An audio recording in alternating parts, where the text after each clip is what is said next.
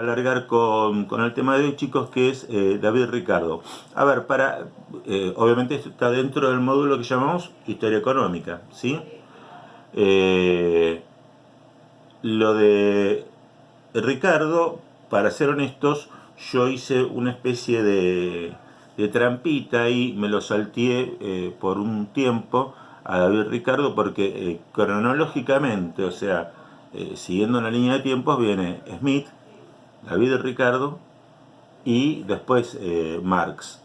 Yo lo quise poner a Marx antes porque, bueno, sé que a ustedes les llama más la atención, en términos generales a los alumnos el tema del marxismo les llama más la atención cuando se charla, y aparte porque para contrastar ideas, ¿no? Porque Ricardo fue un gran pensador de la economía, fue realmente un importantísimo pensador de la economía, y ahora vamos a ver cómo muchas cosas de las que hemos visto con Marx nacen con Ricardo. A ver, ubiquémonos un poquito nuevamente en el tiempo, ¿sí? ¿Me escuchan ustedes? Si tengo un poco de retorno, yo me oriento mejor, por favor. No, sí se escucha. Sí se escucha perfecto. Claramente, sin interrupción. ¿Me ves tildado? Sí. No sé los otros, cómo me ven los otros. Sí se traba, pero bueno, se escucha. Sí se traba un poco, profesor. Lo importante es que se escuche. Lo importante es que se escuche. Sí, no sé, a ver qué conexión tengo.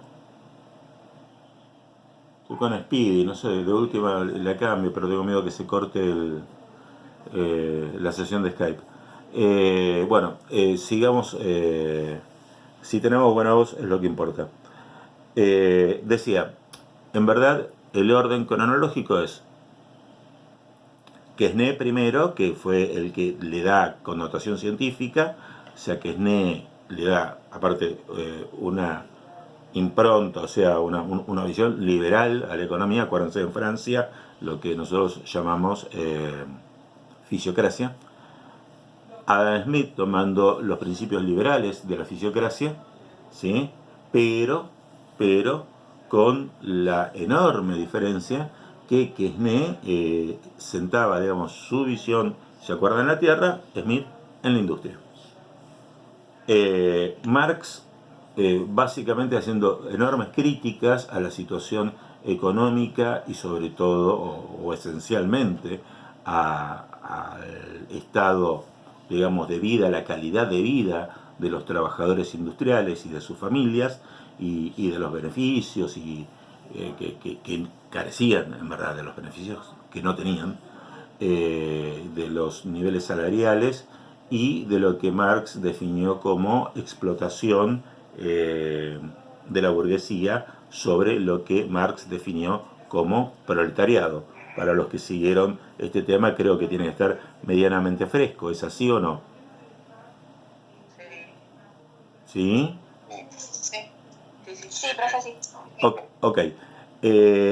Ahora, en verdad, el tema nace, ¿se acuerdan? Con que Marx dice que todas las mercancías, recordemos que la definición de mercancía es todo bien que se pone en el mercado para transaccionarlo, para negociarlo, para comprar o vender, para intercambiar, para hacer negocios. En cambio, los bienes que quedaban para su consumo no estaban dentro de esa condición de mercancía. A ver, para decirlo en situaciones actuales, mercancía es todo, los teléfonos celulares son mercancías, el suéter que tengo puesto es una mercancía porque lo compré en un negocio, pero si mi mamá me teje un pullover, no es una mercancía porque es lo que sería mercancía en todo caso la lana que compró en el negocio, pero no su trabajo colocado sobre la lana. ¿Se entiende lo que estoy diciendo, no? ¿Es claro? Sí, sí, sí. Genial. El primero en definir que el valor de los bienes estaba dado por el trabajo no fue Marx, fue David Ricardo. Por eso, cuando definimos el pensamiento marxista, dijimos que Marx tomaba cosas de los clásicos. O sea, los clásicos fundamentalmente son Smith, Ricardo, Malthus tal vez, Say, algunos más, pero Ricardo y Smith son los clásicos, digamos, ¿no? O sea, son como los que son imposibles, son Maradona y Messi, digamos, ¿no? Esos son los dos más importantes, son los padres realmente de la economía moderna, ¿no?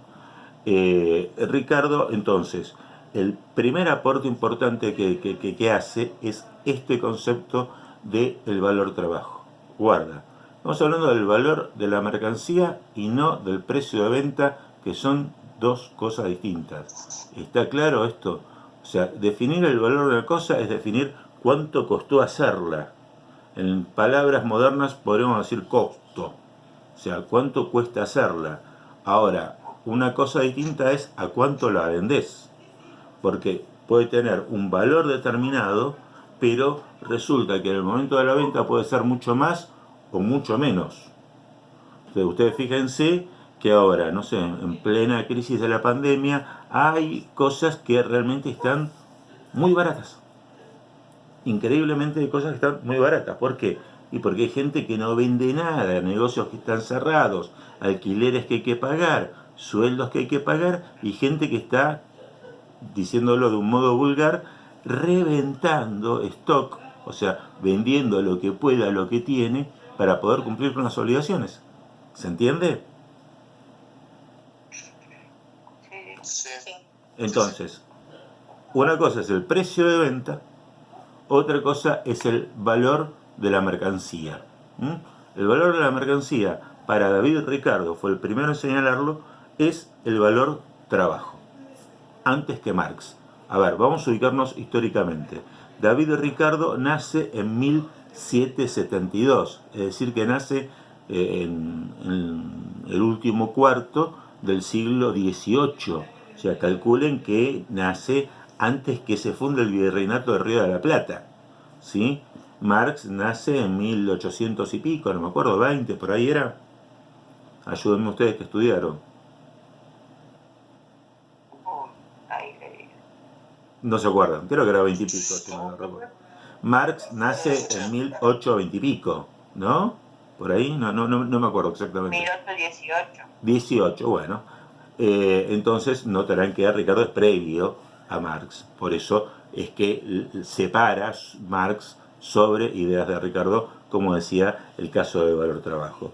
Ricardo, para variar, es un inglés, los clásicos son ingleses, o sea, tanto Smith como Ricardo. David Ricardo, ¿no? O sea, Ricardo en este caso no es un nombre, es un apellido.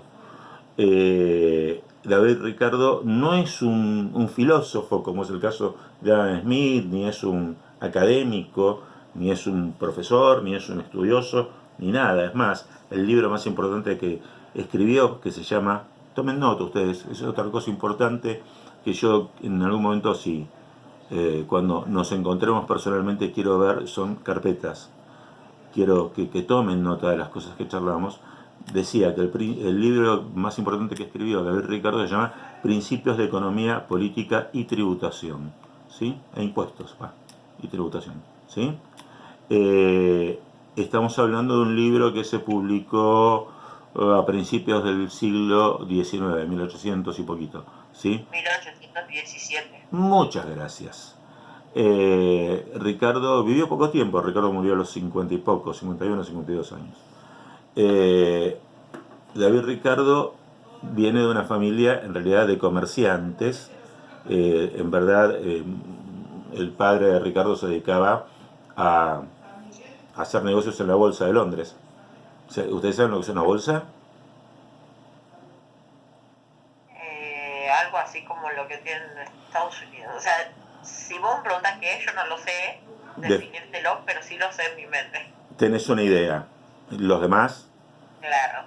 ¿Y los demás chicos? Sí. Lo escuché nombrar, profe, pero ni idea. Bueno, vamos a tratar de aclarar un poquito. La bolsa es un lugar donde la gente se encuentra a transaccionar, o sea, a negociar determinadas mercaderías en grandes volúmenes. Por ejemplo, en Argentina hay una bolsa, que es la Bolsa de Valores de Buenos Aires, que está en el Bajo, ahí, Paseo Colón, Corrientes para abajo, donde está el Luna Park, un poquito a la izquierda y nomás, por Paseo Colón. La bolsa de Estados Unidos tiene más de una, porque bueno, el volumen de negocios es tan importante que hay una bolsa para temas industriales, otra de las empresas de tecnología, otra de los productos del campo, o los productos de materias primas, digamos, o sea, donde se negocia la soja, por ejemplo, y ese tipo de cosas, ¿sí? O sea, son lugares donde no entra cualquiera. La bolsa es una institución que para poder participar e ir a hacer negocios ahí a la bolsa tenés que ser socio de la bolsa y comprás y vendés cantidades de mercadería y se venden otras cosas también.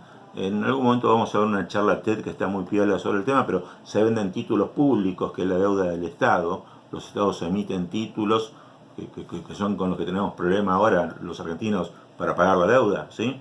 O sea, esa deuda se representa en títulos públicos que se negocia en bolsas de nuestro país y del exterior, ¿sí? Bueno, el padre de David Ricardo se dedica a este negocio y David Ricardo arranca muy de pibe, a los 14 años, con el negocio familiar, con el negocio de la bolsa y bueno, aprende muy rápido, es un tipo muy vivo. Tiene algún problema familiar, si mal no recuerdo el chisme histórico es que se casa, la familia era de religión judía y se casa con una señora, una mujer de religión protestante, una cuáquera, y bueno, eso le genera un problema familiar, se termina yendo muy joven en su casa con su esposa, se dedica un tiempo al negocio de la bolsa, se hace rico muy rápido porque lo tenía muy claro, trabajaba desde los 14 años en esto, y empieza a hacer una serie de observaciones acerca de la economía inglesa en una revolución industrial que ya era más madura que la revolución industrial que había visto Adam Smith. Adam Smith agarra la revolución industrial en estos años, 1770, cuando recién nacía Ricardo. Ricardo empieza a hablar de todos los temas, como bien decía Lourdes, ya en la década de 1820, ¿no? Ricardo, al igual que Smith, visualiza tres sectores que son los motores de la producción de mercancías. No sé si ustedes recuerdan cuáles son estos sectores y me ayudan por favor porque me aburro hablando solo. ¿Se acuerdan cuáles son estos tres sectores, profe? Claro, los tres factores de la producción. Profe, ¿no eran de no, Sí, escucho. ¿Cómo? valor trabajo, valor de pago y valor de producto? ¿Puede ser? No. Tres sectores sociales, o sea, tres grupos sociales que se dedican Campesino, capitalista y terrateniente. Que el campesino se termina transformando en obrero industrial. Cuando se produce una fuerte migración del campo a la ciudad por distintos factores. O sea, acá vamos a aclarar cuáles son los factores por los que se produce. O sea, se produce en primera instancia porque Inglaterra, antes de entrar de lleno en la revolución industrial, pasó un proceso de mejoría tecnológica en el campo, ¿sí? Mejoró notablemente la tecnología para el trabajo agropecuario. Con lo cual, cuando mejora la tecnología, ustedes saben que cae el empleo, porque las máquinas lo que hacen es reemplazar a los hombres en los trabajos. Como nos pasa ahora con las computadoras o con los robots, digo, ¿no? O sea, esto no es un invento de ahora, esto viene pasando ya desde la revolución, ni siquiera de la revolución industrial, antes de la revolución industrial, que es este proceso que se lo llamó la segunda revolución agrícola, ¿no? Es la que se da en Inglaterra y que permite, por un lado, que los capitalistas se capitalizan mucho, juntan mucho dinero, consigan mayores excedentes. Por otro lado, que se ahorre mucha mano de obra y que mucha mano de obra quede liberada del campo y que migre a la ciudad. Por otro lado, que cambie la legislación. En Inglaterra había, en épocas anteriores, sobre todo en épocas feudales, había tierras que eran como comunitarias, donde el pueblo podía tener una huertita o cazar o qué sé yo, y esas tierras pasan a ser obligatorio cercarlas, es decir, alambrarlas, y definir, bueno, esta es mi propiedad, esta es la tuya, y cada uno trabajar su propiedad. Y hubo gente que no pudo cumplir con los requisitos que pidió, digamos, el tema de cercamientos, con lo cual también quedó en algún punto sin trabajo. Y por último, otro de los motivos por los cuales la gente se va del campo a la ciudad es que en realidad el trabajo agropecuario que tiene que ver con producción de cereales empieza a ceder trabajo a la ganadería. ¿Por qué empieza a hacer trabajo a la ganadería? Porque la principal industria que lidera el proceso de la revolución industrial es la industria textil, es la industria de la ropa. Y obviamente la ropa se hace con lana, más en aquella época, ¿sí? Entonces la lana sale de las ovejas y eso es ganadería. Entonces el tema de criar ovejas ocupa campos que dejan de ocupar la producción de cereales. La producción de cereales ocupa más mano de obra, la producción, el cuidado de ovejas ocupa menos mano de obra. Más desempleo aún en el campo, más migración de gente del campo a la ciudad. Ese es el proceso de cuando va madurando toda esta revolución industrial que se encuentra Ricardo. Y Ricardo señala, bueno, los tres factores de la producción, al igual que Adam Smith. El campesino, que va a pasar a ser el obrero industrial, el capitalista y el terrateniente. ¿Estamos de acuerdo? ¿Seguimos la lógica hasta acá, chicos? Sí. Ninguna duda con respecto a esto. No. Genial. Bueno, entonces decíamos, en este tema, David Ricardo lo que señala es que, a diferencia de Smith, que el precio final de las mercancías va, mejor dicho, el valor, no el precio es el precio de venta. El valor final de las mercancías va a estar dado por el trabajo incorporado. Pero no solo el trabajo incorporado por uno de los tres factores que dijimos que eran los obreros. Ricardo considera que la máquina también es trabajo incorporado. ¿Me explico? A ver, ¿qué estamos diciendo? Digo, la máquina que el capitalista pone para poder producir suéteres, digamos, pulóveres, en la industria textil, que era la que, como decía recién, encabezó o impulsó el proceso de industrialización en el Reino Unido, la máquina valía plata porque tenía trabajo incorporado en su construcción. O sea, para fabricar una máquina tenés que trabajar. O sea, hubo gente que trabajó para fabricar esa máquina. Entonces, el capitalista que pone a disposición del trabajo, de la producción, esa máquina que van a utilizar sus obreros, también está sumando trabajo en forma de máquina. ¿Se entiende? ¿Sí? Sí. Genial. Esta diferenciación no la hace Adam Smith, por ejemplo, ¿sí? Adam Smith retribuye a los tres factores, pero el capital como capital puro, no como trabajo acumulado, como dice Ricardo. Y Ricardo también ve las mismas retribuciones. Ustedes recuerdan que la retribución del trabajador, ¿cuál era? La del obrero. ¿Cómo se llama la retribución? El pago al obrero. ¿Sueldo? Salario. La segunda, salario. El pago al capitalista, ¿cómo se llama? La retribución al capitalista. Ganancia. Muy bien, ganancia. Y finalmente, al terrateniente. Astillero. Renta, la renta de la tierra. La renta de la tierra, ¿sí? O sea, la renta es lo que se lleva el terrateniente en este negocio, ¿sí? También Ricardo señala la división del trabajo que es el comienzo de lo que hablamos en el marxismo, del fenómeno de alienación, de cosificar el trabajo del obrero, ¿sí? Ya también en eso, como clásico y como medio inventor de la pelota, le hereda a Marx posteriormente, ¿sí?